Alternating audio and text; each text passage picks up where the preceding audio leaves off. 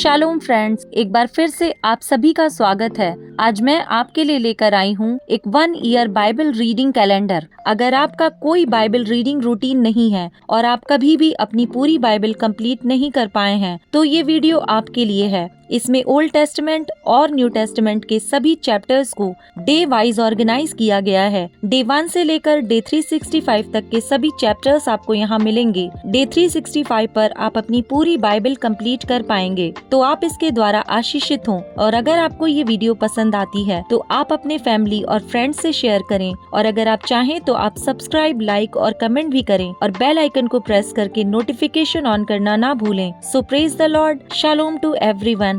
Let's get started. Day 185, Ayyub chapter number 29। Ayyub का अंतिम कथन। अय्यूब ने फिर अपनी गूढ़ बात उठाई और कहा, भला होता कि मेरी दशा बीते हुए महीनों की सी होती, जिन दिनों में परमेश्वर मेरी रक्षा करता था, जब उसके दीपक का प्रकाश मेरे सिर पर रहता था और उससे उजियाला पाकर मैं अंधेरे में चलता था। वे तो मेरी जवानी के दिन थे, जब परमेश्वर की मित्रता मेरे डेरे पर बनी रहती थी। उस समय तो सर्वशक्तिमान मेरे संग रहता था और मेरे बाल बच्चे मेरे चारों ओर रहते थे। तब मैं अपने पगों को मलाई से धोता था और मेरे पास की चट्टानों से तेल की धाराएं बहा करती थीं। जब जब मैं नगर के फाटक की ओर चलकर खुले स्थान में अपने बैठने का स्थान तैयार करता था, तब तब जवान मुझे देखकर छिप जाते और पुरनिये उठकर खड़े हो जाते थे। हाकिम लोग भी बोलने से रुक जाते और हाथ से मुंह बंद किए रहते थे। प्रधान लोग चुप रहते थे और उनकी जीभ तालू से सट जाती थी, क्योंकि जब कोई मेरा समाचार सुनता तब वह मुझे धन्य कहता था, और जब कोई मुझे देखता तब वह मेरे विषय साक्षी देता था, क्योंकि मैं दुहाई देने वाले दीन जन को और असहाय अनाथ को भी छुड़ाता था। जो नष्ट होने पर था मुझे आशीर्वाद देता था, और मेरे कारण विधवा आनंद के मारे गाती थी। मैं धर्म को पहने रहा और वह मुझे ढांके रहा। मेरा न्याय का काम मेरे लिए बागे और सुंदर पगड़ी का काम देता था। मैं अंधों के लिए आंखें और लंगड़ों के लिए पांव ठहरता था। दरिद्र लोगों का मैं पिता ठहरता था, और जो मेरी पहचान का ना था उसके मुकदमे का हाल मैं पूछताछ करके जान लेता था। मैं कुटिल मनुष्यों की दाढ़ें तोड़ डालता और उनका शिकार उनके मुंह से छीनकर बचा लेता था।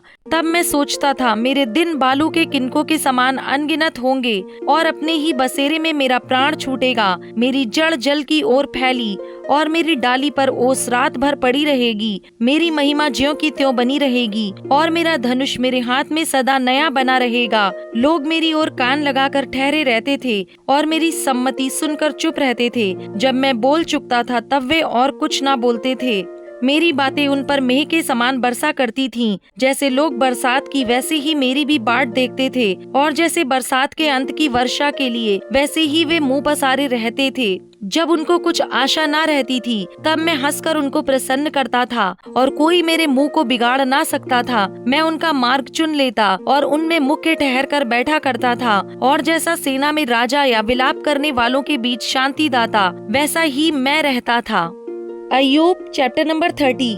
परंतु अब जिनकी आयु मुझसे कम है वे मेरी हंसी करते हैं। वे जिनके पिताओं को मैं अपनी भेड़ बकरियों के, कुत्तों के काम के योग्य भी ना जानता था, उनके भुजबल से मुझे क्या लाभ हो सकता था। उनका पौरुष तो जाता रहा। वे दरिद्रता और काल के मारे दुबले पड़े हुए हैं। वे अंधेरे और सुनसान स्थानों में सूखी धूल फांकते हैं। वे झाड़ी के आसपास का लोनिया साग तोड़ लेते और झाऊ की जड़ें खाते हैं। वे मनुष्यों के बीच में से निकाले जाते हैं। उनके पीछे ऐसी पुकार होती है जैसी चोर के पीछे। डरावने नालों में, भूमि के बिलों में और चट्टानों में उन्हें रहना पड़ता है।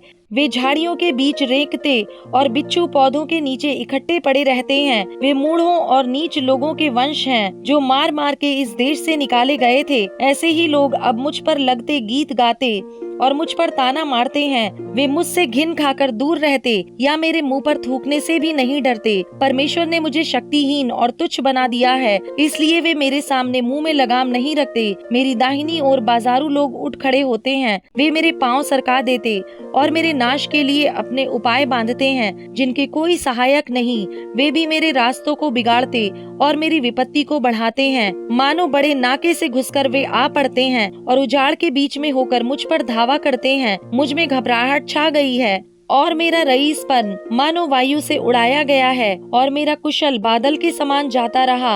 अब मैं शोक सागर में डूबा जाता हूँ। दुख के दिनों ने मुझे जकड़ लिया है। रात को मेरी हड्डियां मेरे अंदर छिद जाती हैं और मेरी नसों में चैन नहीं पड़ता। मेरी बीमारी की बहुतायत से मेरे वस्त्र का रूप बदल गया है।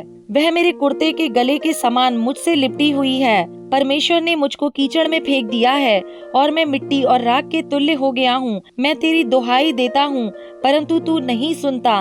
मैं खड़ा होता हूँ परंतु तू मेरी ओर घूमने लगता है।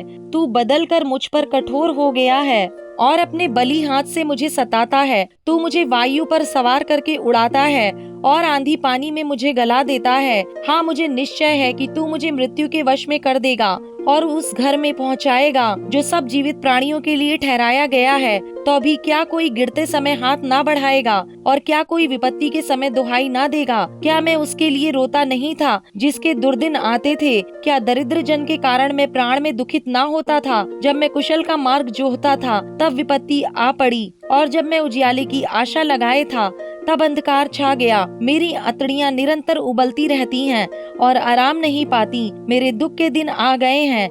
मैं शोक का पहरावा पहने हुए मानो बिना सूर्य की गर्मी के काला हो गया हूँ। मैं सभा में खड़ा होकर सहायता के लिए दुहाई देता हूँ। मैं गीदड़ों का भाई और शुतुरमुर्गों का संगी हो गया हूँ। मेरा चमड़ा काला होकर मुझ पर से गिरता जाता है और ताप के मारे मेरी हड्डियां जल गई हैं। इस कारण मेरी वीणा से विलाप और मेरी बांसुरी से रोने की ध्वनि निकलती है।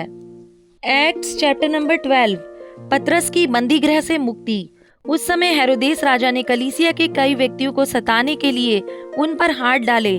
उसने यूहन्ना के भाई याकूब को तलवार से मरवा डाला। जब उसने देखा कि यहूदी लोग इससे आनंदित होते हैं तो उसने पतरस को भी पकड़ लिया।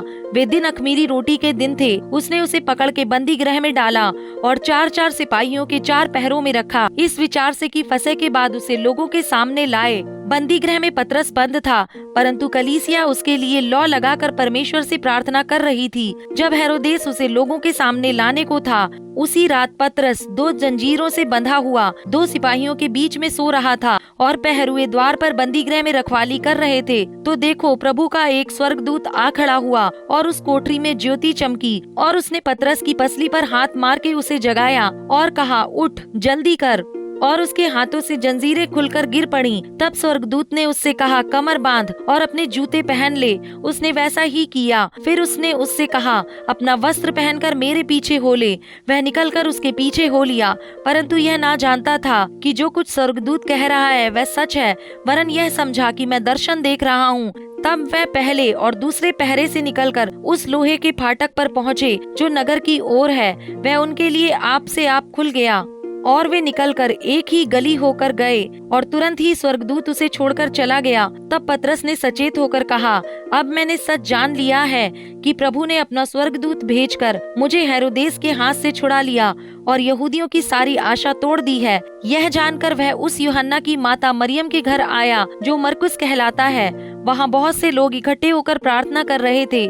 जब उसने फाटक की खिड़की खटखटाई तो रूदे नामक एक दासी देखने को आई। पतरस का शब्द पहचान कर उसने आनंद के मारे फाटक ना खोला परंतु दौड़कर भीतर गई और बताया कि पतरस द्वार पर खड़ा है। उन्होंने उससे कहा, तू पागल है, परंतु वह दृढ़ता से बोली कि ऐसा ही है। तब उन्होंने कहा, उसका स्वर्गदूत होगा, परंतु पतरस खटखटाता ही रहा। अतः उन्होंने खिड़की खोली और उसे देखकर चकित रह गए। तब उसने उन्हें हाथ से संकेत किया कि चुप रहें और उनको बताया कि प्रभु किस रीति से उसे बंदीगृह से निकाल लाया है। फिर कहा, याकूब और भाइयों को यह बता देना। तब निकलकर दूसरी जगह चला गया। भोर को सिपाहियों में बड़ी हलचल मच गई कि पतरस का क्या हुआ। जब हेरोदेस ने उसकी खोज की और ना पाया तो पहरुओं की जांच करके आज्ञा दी कि वे मार डाले जाएं और वह यहूदिया को छोड़कर कैसरिया में जाकर रहने लगा। हेरोदेस की मृत्यु। हेरोदेस सूर और सैदा के लोगों से बहुत अप्रसन्न था, इसलिए वे एकचित होकर उसके पास आए और बलास्तुस को, जो राजा का एक कर्मचारी था,